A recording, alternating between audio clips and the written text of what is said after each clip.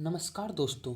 आज है हमारा डे 28 ऑफ आंसर राइटिंग और आज हम लोग इंडियन पॉलिटी GS2 के क्वेश्चन को डिस्कस करेंगे जो कि यूपीएससी प्रीवियस ईयर का पार्ट रह चुका है। तो आइए देखते हैं आज का क्वेश्चन क्या है। देखिए, आज का क्वेश्चन बोल रहा है कि right of movement and residence, मतलब मूवमेंट का मतलब कहीं भी आने जाने का हुआ, रेसिडेंस का मतलब होता है कि कहीं भी जाकर रहना, ठीक है।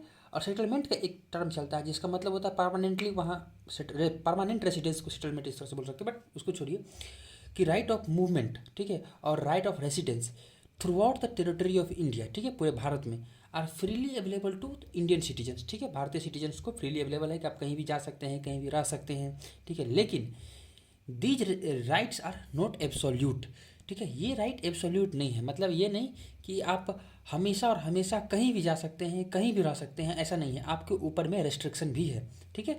तो ये जनरल स्टेटमेंट है, इस पर आपको कमेंट करना है नियरली 150 वर्ड्स में, मे बी 200 वर्ड्स तक चले जाए, ठीक है।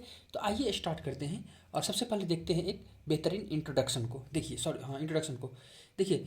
यहाँ पर हमने क्या किया कि राइट टू मूवमेंट और रेसिडेंस जो इंडियन कॉन्स्टिट्यूशन में इंडियन सिटीजन को एज ए फंडामेंटल राइट मिलता है, उस आर्टिकल से हमने स्टार्ट किया। तो हमने बताया कि article 19 clause 1 sub clause D of Indian constitution ये गारंटी देता है भारत के सारे सिटीजन को, ठीक है, the as a fundamental right to move freely throughout the territory of India, कि भारत में कहीं भी आप घूम सकते हैं। और आर्टिकल 19 क्लॉज 1 सब क्लॉज 2, ठीक है, ये गारंटी देता है to reside and settle in any part of territory of India, कि भारत के किसी पार्ट में आप रिसाइड कर सकते हैं, सेटल हो सकते हैं, ठीक है। तो ये हमने क्या किया कि ये जो टर्म था ना, right of movement and residence, जो कीवर्ड था, मैंने आपको पहले कई बार ये बात सिखा चुका हूँ कि you we have to hold the keyword of the question, ठीक है। तो हमने कीवर्ड को होल्ड किया और उसके बेसिस पे हमने क्या किया, यहाँ पर एक बेहतरीन सा ये इंट्रोडक्शन डाल दिया, ठीक है। अब आइए आते हैं बॉडी वाले पार्ट पे। देखिए, हम आपको कई बार पहले ही बताए हैं कि हमारा क्वेश्चन, हमारा आंसर किस तरह से होना चाहिए। हमारा आंसर का पैराग्राफ में अगर हम लिख रहे हैं एक छोटा छोटा पैराग्राफ, तो उसमें ना एक दूसरे से इंटरलिंकिंग होना चाहिए, ठीक है। तो आइए देखते हैं, अब हम इसको इससे लिंक करेंगे जो हमारा क्वेश्चन का डिमांड है, ठीक है। देखिए, यहाँ पर हमने बताया कि but these fundamental rights are not absolute, absolute तो है नहीं, है ना। There are some reasonable restriction, that is the keyword, reasonable restriction, ठीक है, which are mention under the article 19 clause 5, ठीक है। आर्टिकल 19 क्लॉज 5 में रीजनेबल रेस्ट्रिक्शन के बारे में बात करता है, ठीक है, विच से जो कि बताता है, या फिर विच इम्पावर्ड स्टेट, ठीक है, यहाँ पर इम्पावर भी हम दे सकते थे कि जो कि स्टेट को पावर देता है, which empowered state state can impose limitation on these rights in interest of general public और for the protection of scheduled tribe, ठीक है। यह आर्टिकल 19 क्लॉज 5 बताता है कि स्टेट ना ये जो दोनों राइट टू, मतलब कोई भी जो फ्रीडम का राइट है, ठीक है, उस पर वो रिस्ट्रिक्शन लिमिटेशन इम्पोज कर सकता है, ठीक है, किस चीज़ को लेके, इंटरेस्ट ऑफ जनरल पब्लिक, जो कि जनरल पब्लिक के इंटरेस्ट में हो, ठीक है, या फिर जिससे शेड्यूल्ड ट्राइब का प्रोटेक्शन होता है, ठीक है। तो ये आर्टिकल 19 क्लॉज 5 के बारे में बात कर लिया हमने, जो कि रीजनेबल रिस्ट्रिक्शन की रिगार्डिंग बात करता है, ठीक है। अब देखिए, अब मेरा जो क्वेश्चन का मेन थीम है उस पर फोकस करते हैं, reasonable restriction on the residence, residence पे क्या क्या रेस्ट्रिक्शन है।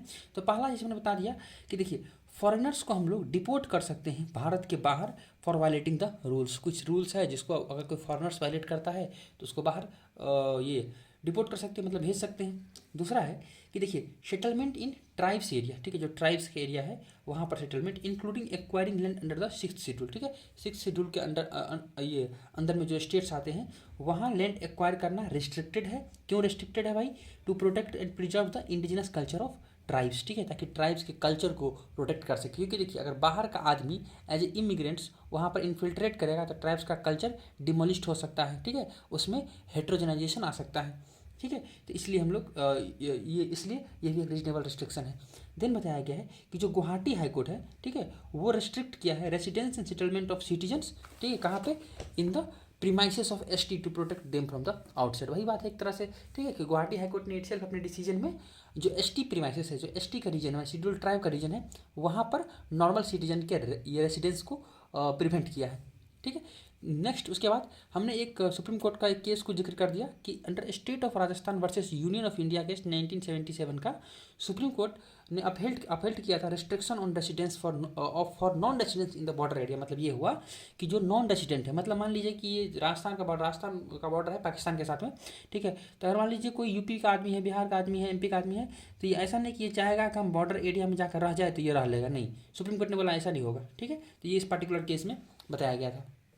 तो ये हमने 4 पॉइंट डिस्कस किया रीजनेबल रेस्ट्रिक्शन ऑन रेसिडेंस। अब आइए बात करते हैं रीजनेबल रेस्ट्रिक्शन ऑन मूवमेंट। देखिए पहला है कि in the matter of national security के मैटर में पहला, उसमें देखिए इसमें हमने 2 चीज़ को डिस्कस किया। तो first one is ban on the movement to border area. ठीक है, बॉर्डर एरिया में मूवमेंट पे भी सेम केस, ये रास्ता है ना, state of Rajasthan versus union of India case, ठीक है, इसके अंतर्गत बैन लगाया गया था। ठीक है, आप हमेशा ऐसा नहीं कि कोई भी बॉर्डर है वहाँ कोई भी आदमी जा सकता है।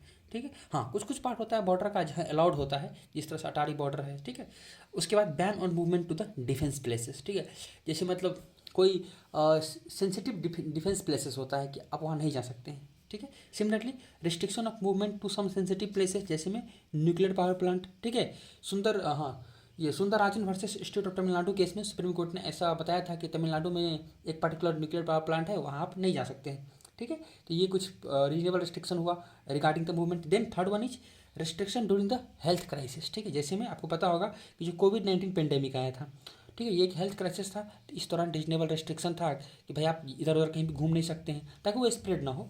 ठीक है, और fourth one is that is the inner line permit. देखिए इनर लाइन परमिट का सिंपल कॉन्सेप्ट ये बोलता है कि नॉर्थ ईस्टर्न स्टेट है कुछ, लाइक अरुणाचल प्रदेश, नागालैंड, मिजोरम, ठीक है, वहाँ या तो पूरा स्टेट या फिर स्टेट का कुछ रीजन। ठीक है, अगर आप उस रीजन में इंटर करना चाहते हैं, उस पर्टिकुलर एरिया में इंटर करना चाहते हैं, तो आपको ना एक visa type something state government से परमिशन लेना पड़ेगा।